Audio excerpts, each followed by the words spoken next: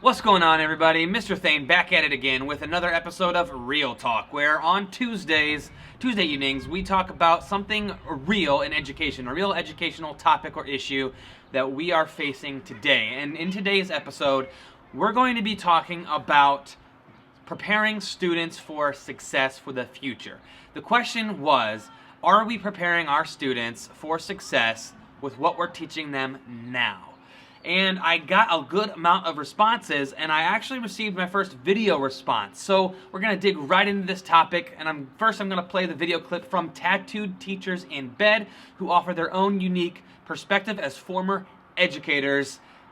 Here's the clip. I'm Mr. Thain. I'm Chris. I'm Rebecca. I'm a retired middle school principal. And I'm a retired school counselor and former teacher. We were both former teachers. And on YouTube, we are the Tattooed Teachers in Bed. But it's not what you think.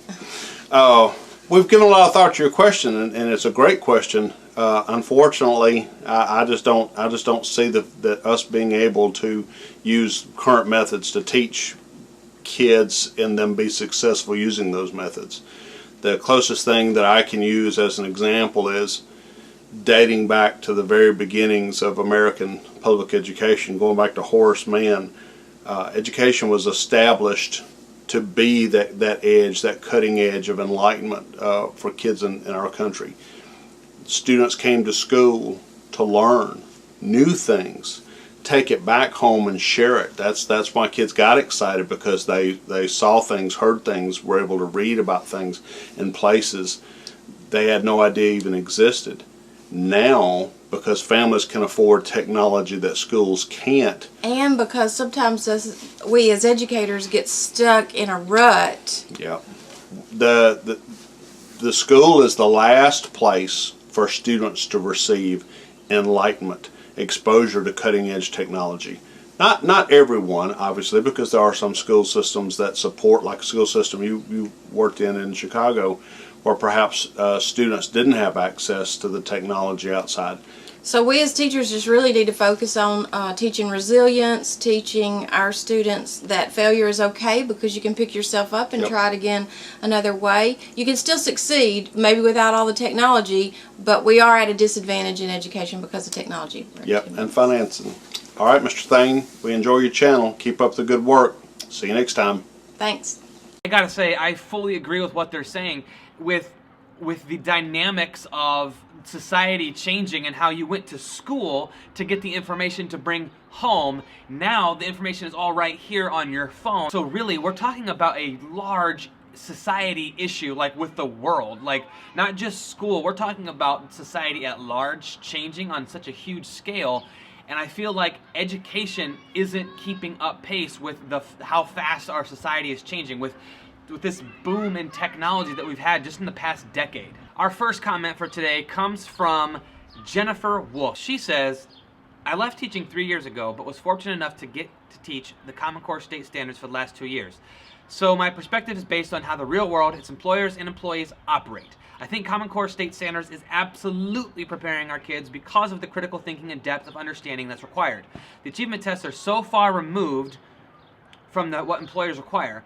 I've never been evaluated on how well I answered staged questions posed to me. I think you are absolutely right, Jennifer, with the idea of the Common Core standards requiring critical thinking and problem-solving skills, but then the actual tests that they're tested with aren't necessarily that way. Or we teach kids how to be critical thinkers, but then again, are we really giving them all the opportunities to become critical thinkers? So in that regard, if you're looking at the Common Core state standards as a way to promote critical thinking, I agree that in that way, if you teach critical thinking, you are absolutely setting your kids up for success in the future. Our next question comes from Van Kindergarten, and he says, considering the big picture of life, the world changes so rapidly. How can we really know if we're preparing them for what it'll be like on their graduation day? We will make some mistakes. Sure, I was taught how to use a card catalog in the library, and now there isn't one anymore. And what about encyclopedias? Things will change, but kids are resilient. Students will just refer to the skills they learned and adapt to what the world becomes. I just hope that at a point in their life, they're able to reflect and think of something that I did to inspire them to work to their fullest potential. Well said, Van Kindergarten. Well said. That is a very good point, how even things that I learned growing up are not relevant anymore, and that's kind of always how it's going to be. And so I think, to your point, I think it might be very beneficial to teach perseverance and talk about being resilient and talk about how we can give our students tools that can be used throughout their life versus teaching them specific skills that might become irrelevant. Teach them how to solve problems and be critical thinkers. Teach them how to adapt to their situation, and teach them how to work as a group and as a team. Those are skills that they can use no matter what changes in our world. The next comment comes from Kelly, and I hope I'm saying your last name right. Rolf, correct me if I'm wrong.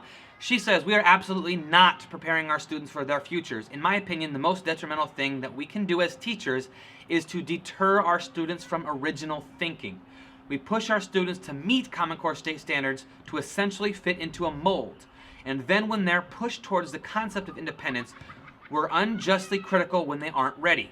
The blame isn't just with the Common Core state standards, but with multiple layers of how we think we're preparing our youngsters for their futures. Kelly, I think you put it well when you said it's very detrimental to push our kids away from original thinking and their individuality. I think that is something that we must cultivate as teachers, is allowing our kids to express themselves in their own way and to be original. And a lot of times when we are trying to make our kids fit into certain molds, I know with my district, we have to do these things called common quarterlies, where everybody in the district, every grade level, the whole kindergarten across the entire district has to give the same test, the same way, at the same time. And they want us to teach the same topic all through the board. But here's the thing. Some of my kids might not be ready for that topic yet. Some of my kids may be way advanced after that topic already. But I still have to teach this at this time, and the kids have to be tested on it this way. And to me, that's putting them in a box when really we should be cultivating their creativity and their personality and letting them loose and letting them explore and express themselves. And our final comment for today's topic comes from Miss Fantasy 2013.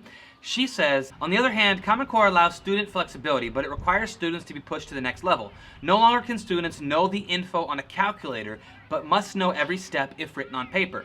This goes back to my earlier statement that my mom was old school. Common Core was simply a name because in my mom's class you had to know how to work it out on paper before using a calculator.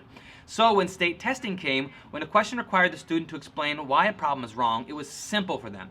Common Core isn't new, it's only a different name. So what your mom was doing was she was preparing her students for success in the future, because being able to think critically and tell why something is right or wrong and break a problem down, that has real world application. So she made that personal choice to teach her kids in that way, and that's awesome. Thank you everybody who shared your thoughts and opinions for this week's topic. Now I'm gonna go a little bit in detail on my opinion on the topic. So I've been thinking about this a lot lately, and we are in an incredible time right now where technology is advancing so rapidly that I think we have a hard time as educators keeping up. When we still have PDs called How to Use Technology in the Classroom, and it's 2017, that's kind of a problem. It's 2017, like it shouldn't be an issue anymore. We should all have iPads and Chromebooks and we should all have this in our classrooms already, but the fact of the matter is we don't. And our kids have all the information right here that they would ever need, and we need to adapt. No longer do kids need to get their information from us. It used to be we were the sole bringers of information for students. That's how it used to be in the old days. But now all the information is here. Now, I've only ever taught kindergarten, so that's where I can speak the most to. And the fundamental skills will always be the fundamental skills. We'll always have to teach how to read and how to write and how to add and subtract. But as you get into older grades, we need to start teaching kids more practical skills. Throughout the country, home ec classes are being taken out. Shop classes are being taken out. Personal finance and business classes are being taken out. Arts classes are being taken out.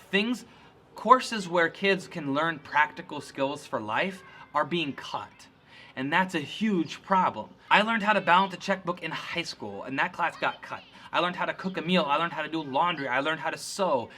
Those classes don't exist anymore in the high school that I went to. Not only that, we need to go past the We need to embrace smartphones and social media not as a nuisance or a fad, but this is how life is now. So we need to start teaching our kids how to use this safely and appropriately.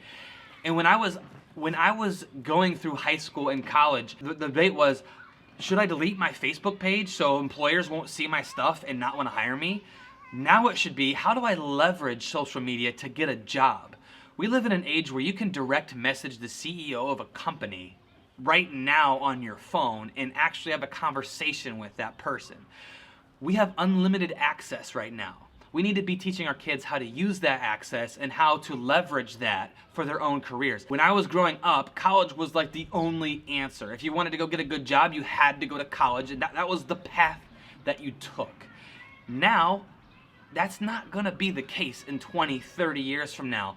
We live in a culture of the startup business, where we live in the culture of Instagram influencers. We live in the culture where people become famous overnight on Instagram and Twitter and Facebook and YouTube. So we live in a completely different world than when I was growing up in. We need to figure this out. There needs to be huge changes if we want our kids to be successful. Now, as a teacher, you can do a lot though. Obviously, I teach kindergarten, so my kids don't have smartphones. But if I taught high school, you better believe I'd be leveraging smartphones and Twitter and Instagram and figuring out a way to use that for my course. So I think we have a long way to go, and I hope this can get the conversation started on the issue. Next week's topic is something that I wanted to talk about for a while, but didn't really have a platform for it. So here we go. Next week's topic is going to be about money.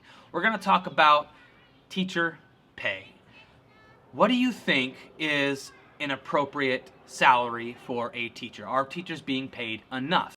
What do you think about merit pay? I want to open up the discussion on how much teachers get paid, merit pay, do we get enough, do we not get enough? I want to talk about money. It's a big question a lot of people have that are going into education, is what can I expect to earn? If you want to share out, comment down below what you think about how much teachers get paid, any opinions that you have about money, about salaries, merit pay, comment down below. Or you can send me a 1 to 2 minute video clip just like Tattooed Teachers in Bed did to include in next week's video, which will be on next Tuesday night. Thanks again for watching. See you next time. Mr. Thain out.